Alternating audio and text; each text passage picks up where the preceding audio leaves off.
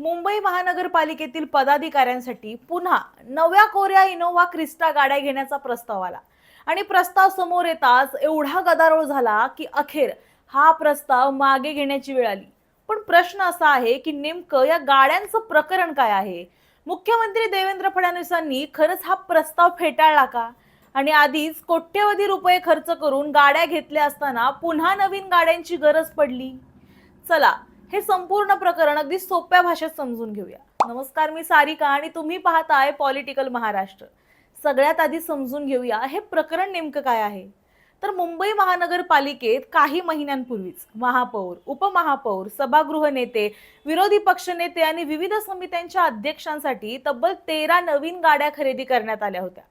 त्यामध्ये महापौरांसाठी जवळपास 30 लाख रुपयांची इनोव्हा हायक्रॉस हायब्रिड आणि इतर पदाधिकाऱ्यांसाठी 12 स्कॉर्पिओ इन गाड्या घेण्यात आल्या होत्या। या संपूर्ण खरेदीवर जवळपास 2,16,00,000 रुपयांचा खर्च झाला। म्हणजे एवढा मोठा खर्च काही महिन्यांपूर्वीच झाला होता।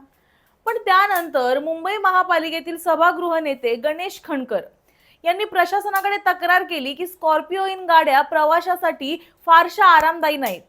विशेषतः दिवसभर बैठका, दौरे आणि लांबचा प्रवास करणाऱ्या पदाधिकाऱ्यांसाठी इनोव्हा क्रिस्टा अधिक सोयीची ठरेल। त्यामुळे स्कॉर्पिओ ऐवजी नव्या इनोव्हा क्रिस्टा गाड्या घेण्याचा प्रस्ताव तयार करण्यात आला। आता इथूनच वादाला खरी सुरुवात झाली, कारण मुंबईकरांनी थेट प्रश्न विचारायला सुरुवात केली। काही महिन्यांपूर्वीच नवीन गाड्या घेतल्या, मग पुन्हा कोट्यवधी रुपये खर्च करून नव्या कार का?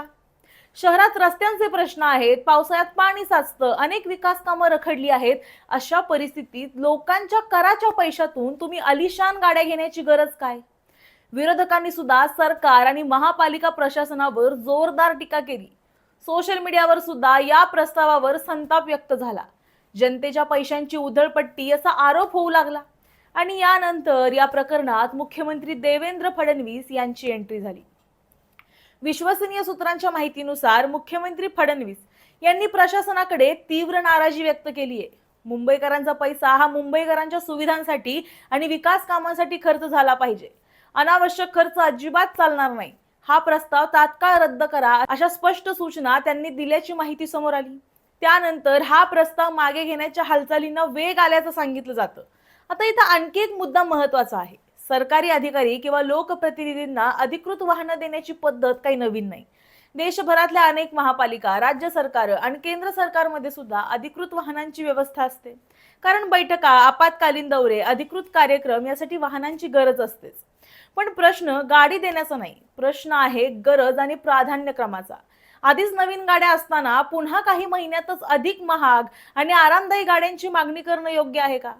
हा खर्च खरोखरच आवश्यक होता का? आणि सामान्य नागरिकांच्या कराच्या पैशांचा वापर कोणत्या गोष्टींसाठी व्हायला हवा, यावरून हा वाद पेटलाय।